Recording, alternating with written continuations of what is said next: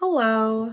So my capstone site will be with the Treasured Vessels Foundation, which is an anti-trafficking organization here in North Texas that educates the community and really advocates for the needs and the resources needed to help with reintegration of survivors of human trafficking.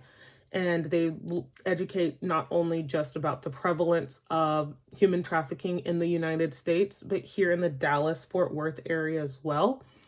And one thing that they do is they have housing where they keep between 6 to 8 women that between the ages of 18 and 24.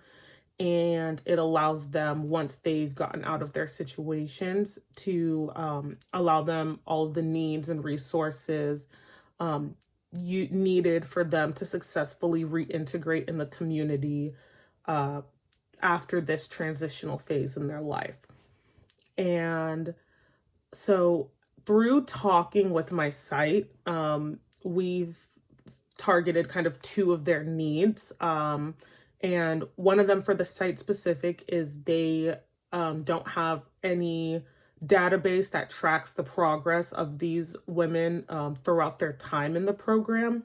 And everyone goes through, there's 5 stages that they go through, but everyone goes through them at different times. So someone can be in phase 3 for 6 months, where someone can be in phase 3 for 2 years.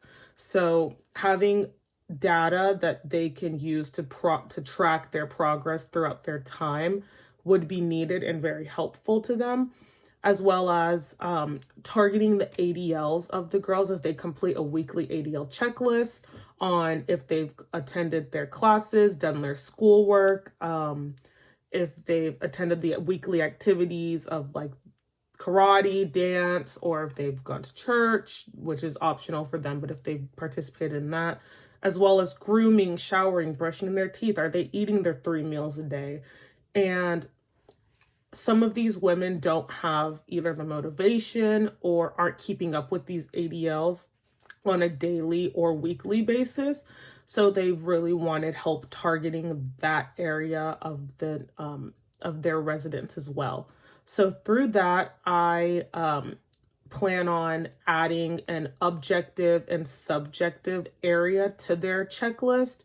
So throughout the weeks, we can not only get the numbers and to analyze, if they are increasing the number of times that they're completing these ADLs, but also the subjective will really allow us to understand cognitively what's going on with them.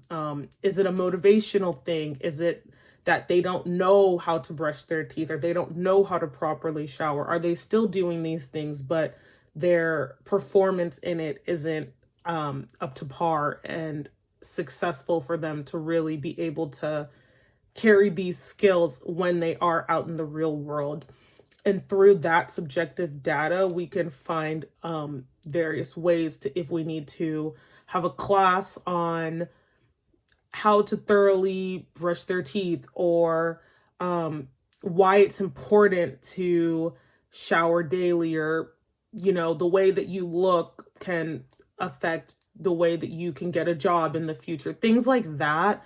And really using that data to target their needs and take what they're wanting to either know or struggle with, and applying that into a weekly class or session or group session. I think that can really also target those ADL and IADL needs as well, and really help them successfully go through this transitional time.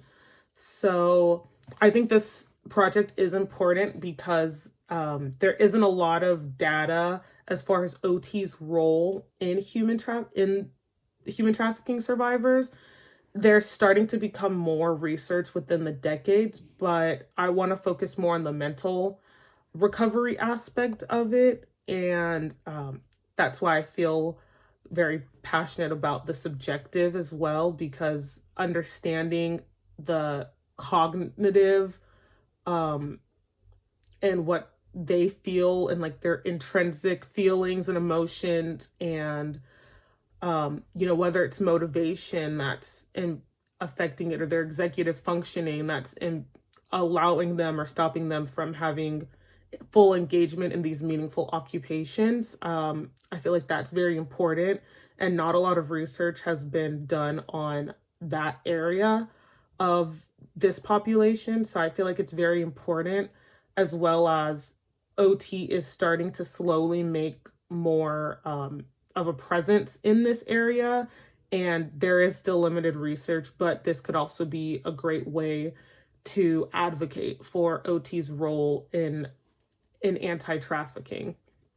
And some of my main concerns when approaching this experience is the fact that there is no OT on site. So through my research, I've seen various assessments, or I believe that these women would benefit from individualized interventions that are targeted towards them, or trauma specific care. And while they do have, nurses and case managers, and I'll be able to really work with that whole multidisciplinary team of who's really helping these women, I, of course, being in the profession, know the benefits that could also help with them as they go on through this time, and the tools that they could also take outside of this time. So through that, I'll just be also advocating for OTs, and hopefully, just mentioning why it's important for OTs to be prevalent in this population, and just really use my fears of that into advocating why they could benefit from having an OT in the future. So I'm very excited about this. It's going to be a lot, but I'm very excited about my project. So thanks for listening.